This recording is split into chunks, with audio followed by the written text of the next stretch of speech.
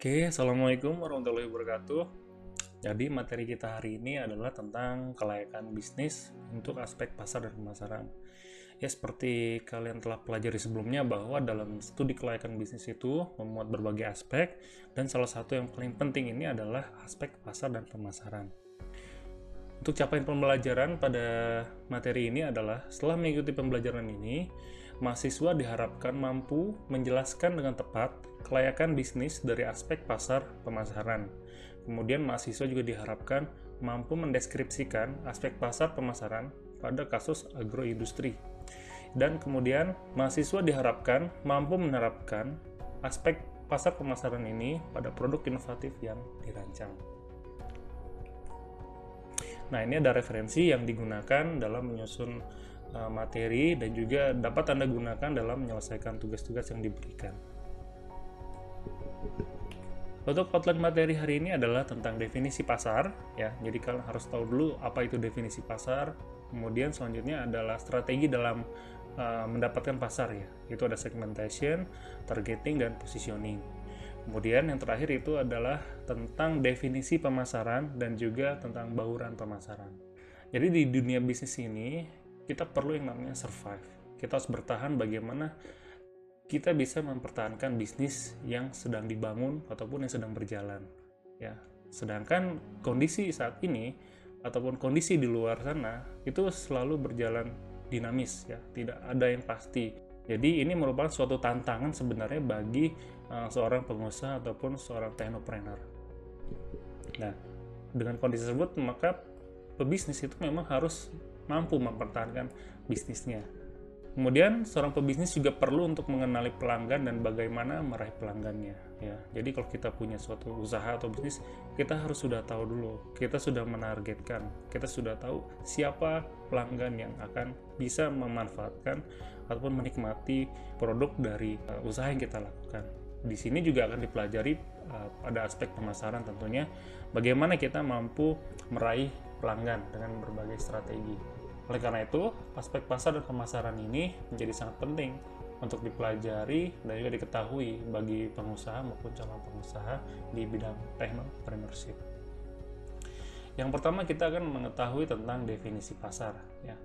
Mungkin kalau teman-teman sudah biasa dengan kata pasar, yang dibayangkan pertama kali ini adalah pasar itu berupa suatu tempat, ya. Suatu tempat di mana bertemunya antara penjual dan pembeli melakukan transaksi dan juga deal akan transaksinya, ya. Itu memang secara definisi benar. Tetapi yang dimaksud di sini pasar itu bukan hanya tempat. Jadi pasar itu juga bisa berarti bahwa orang-orang yang memang mempunyai kebutuhan ataupun keinginan tertentu. Nah, ini ada 3 unsur penting yang terdapat dalam pasar, ya. Yang pertama ini adalah orang. Ya, tentunya dalam definisi ini pasar ini berupa orang atau sekumpulan orang tertentu. Orang-orang ini mempunyai banyak keinginan, ya. Jadi unsur pertama dalam pasar ini adalah orang-orang dengan segala keinginannya. Mereka memiliki banyak keinginan tertentu, dan tentu bila keinginan ini match dengan apa yang diusahakan oleh seorang pengusaha, baik produk ataupun jasa, ini menjadi suatu potensi yang bisa didapatkan. Kemudian unsur penting dalam pasar itu juga ada kemampuan daya beli. Ya, tentunya pasar ataupun orang-orang ini mempunyai daya beli yang berbeda-beda. Ada memang daya belinya tinggi, rendah ataupun standar. Kemudian yang ketiga ini adalah kemauan untuk membelanjakan uangnya. Ya, memang banyak tantangan di sini. Ada memang orang yang punya uang, ya, punya daya beli yang tinggi, tapi dia merasa enggan ataupun dia tidak mau untuk membeli suatu barang yang mungkin tidak sesuai dengan keinginan dia. Jadi dalam pasar inilah 3 unsur yang penting harus kita ketahui, ya. Jadi ada orangnya, ada orang tersebut mempunyai daya beli, dan juga orang dengan daya beli tersebut mau untuk membeli ataupun membelanjakan uangnya. Kemudian kita masuk ke segmentasi pasar, ya. Di sini ada 4 tipe dari segmentasi pasar, yaitu adalah dari sisi demografis, psikografis, behavioral atau perilaku, dan juga geografik. Untuk dari tipe geografis, ini dibedakan pasar-pasar tersebut berdasarkan letak wilayah geografis, ya. Misalnya kita membagi pasar kita hanya untuk provinsi tertentu, ataupun produk kita ini segmennya adalah pasar di kabupaten tertentu ataupun negara tertentu.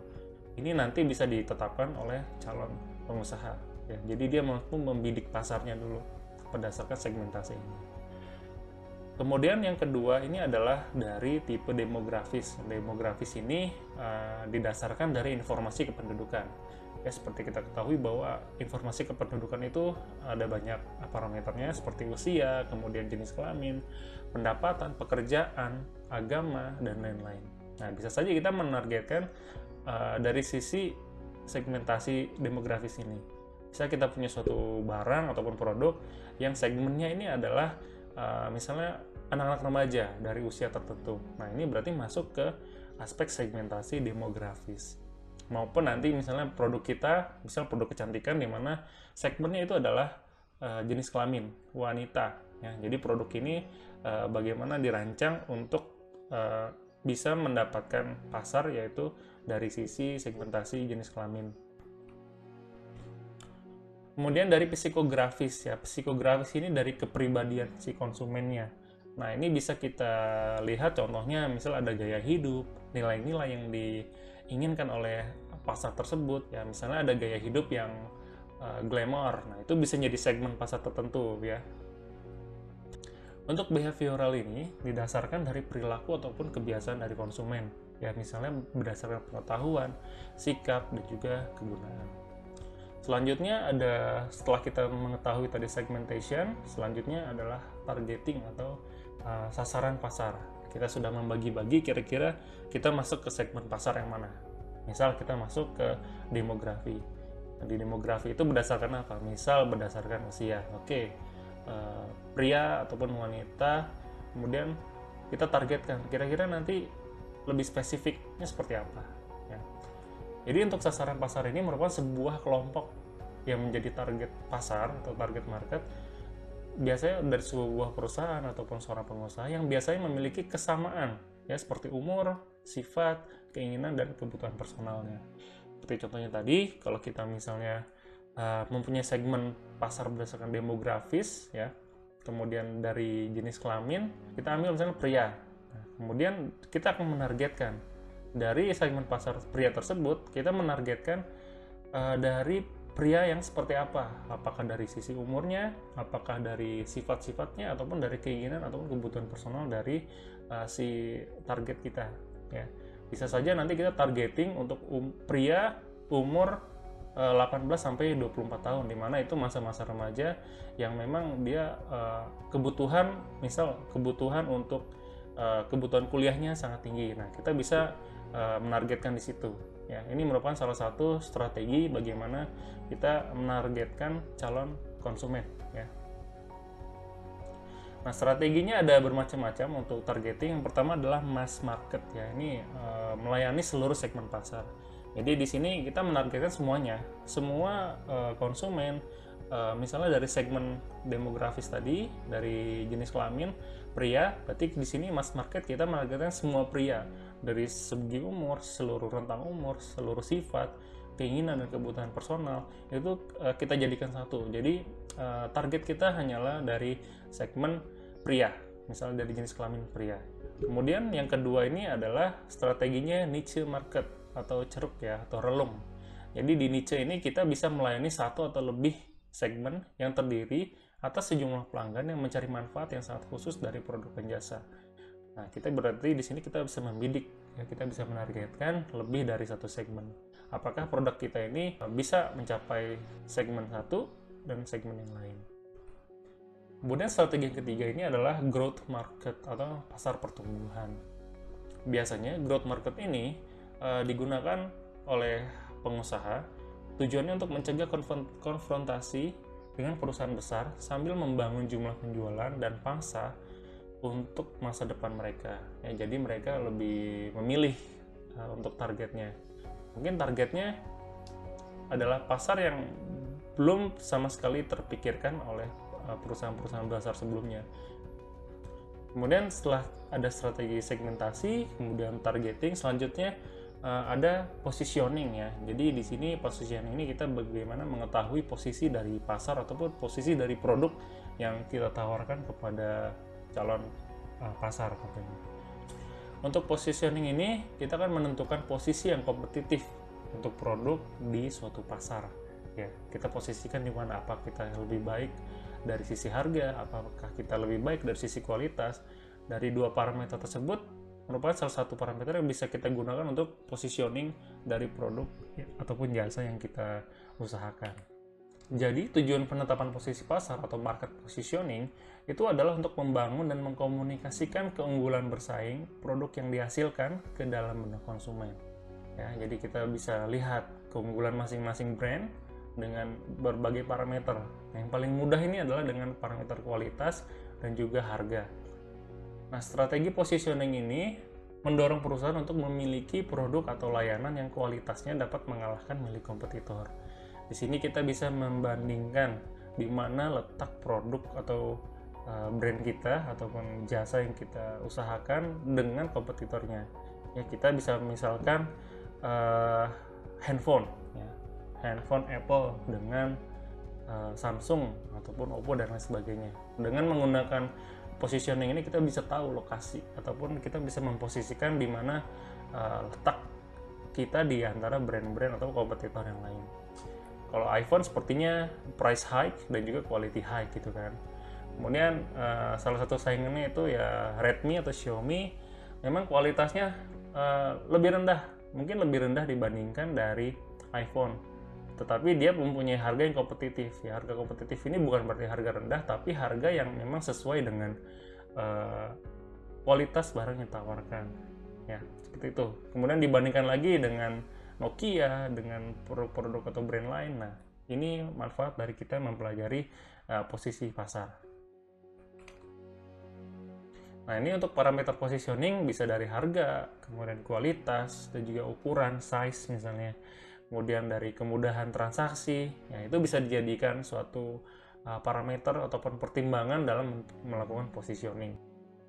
Selanjutnya kita akan masuk ke pemasaran. Jadi pemasaran ini merupakan suatu aktivitas untuk memenuhi kebutuhan dan keinginan yang ada melalui penciptaan proses pertukaran yang saling menguntungkan.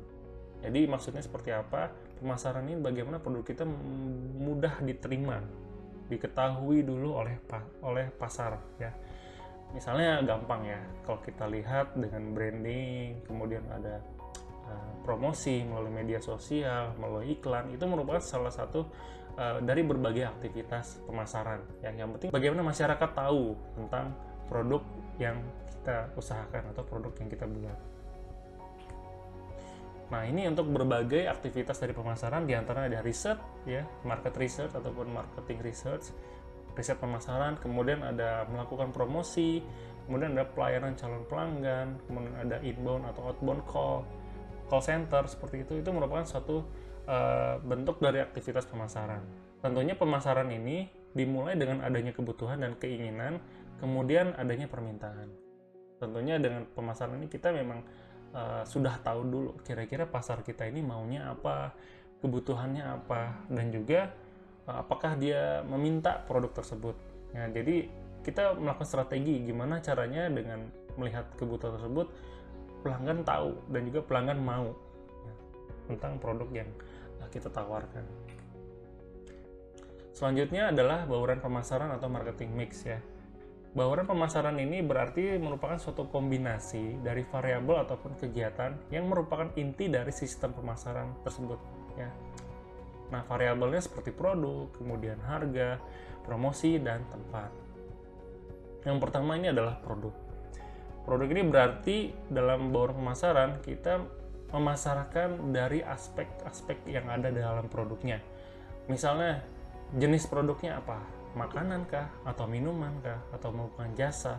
Kemudian bagaimana kualitasnya? Kualitas yang ditonjolkan dari produk ini, bagaimana desainnya, fitur yang ada di dalamnya, ya, manfaat-manfaat yang bisa didapatkan dari produk tersebut, branding, kemasan, ukuran, dan sebagainya. Nah, unsur-unsur inilah yang nanti dijadikan suatu bahan dalam pertimbangan untuk memasarkan suatu produk. Kemudian dari harga itu seperti unsur-unsur daftar harga atau price list ya. Kemudian ada potongan ataupun diskon misalnya. Kemudian ada bonus, jangka waktu pembayaran, dan kredit. Kemudian promosi, termasuk promosi penjualan, periklanan, tenaga penjualan, hubungan masyarakat. Jadi bagaimana caranya agar masyarakat itu tahu tentang produk yang kita tawarkan ya. Bagaimana cara promosinya, apakah melalui media sosial, apakah media offline, apakah melalui conference atau direct marketing secara langsung face to face, atau ya bagaimana strateginya. Yang penting kita mampu mempromosikan produk kita, misal dengan media sosial melalui WhatsApp, Facebook, dan lain sebagainya. Kemudian untuk variabel tempat itu meliputi unsur-unsur dalam saluran distribusi ya. Kemudian ada juga cakupan atau coverage, kemudian ada lokasi, pergudangan, kemudian akses, dan transportasi. Marketing mix ini akan menjadi pertimbangan dan strategi bagi pengusaha untuk mencapai pasar sasarannya ya. Jadi dengan 4 variabel ini, seorang pengusaha akan membuat suatu strategi bagaimana produknya diterima di pasar, diketahui oleh pasar. Setidaknya kita bisa membuat bagaimana masyarakat tahu tentang produk yang kita buat ataupun produk yang kita pasarkan. Nah, selanjutnya ketika pelanggan sudah mengetahui produk kita, akan terjadi suatu decision making dari si pelanggan, apakah dia mau membeli ataupun tidak. Kalau misalnya cara pemasaran ataupun bauran pemasaran ini didesain dengan bagus sesuai kebutuhan pelanggan, tentunya peluang untuk mendapatkan pasar itu lebih besar. Jadi bauran pemasaran ini sangat penting untuk diperhatikan agar seorang pengusaha itu mampu masuk dan juga diketahui oleh pasar targetnya. Nah, ini ada referensi yang digunakan dalam menyusun materi dan juga dapat Anda gunakan dalam menyelesaikan tugas-tugas yang diberikan. Ya, demikian materi untuk pertemuan kali ini. Semoga kalian mendapatkan manfaat dan juga ilmu dari bahan yang disajikan. Atas segala kekurangan saya mohon maaf. Terima kasih. Wassalamualaikum warahmatullahi wabarakatuh.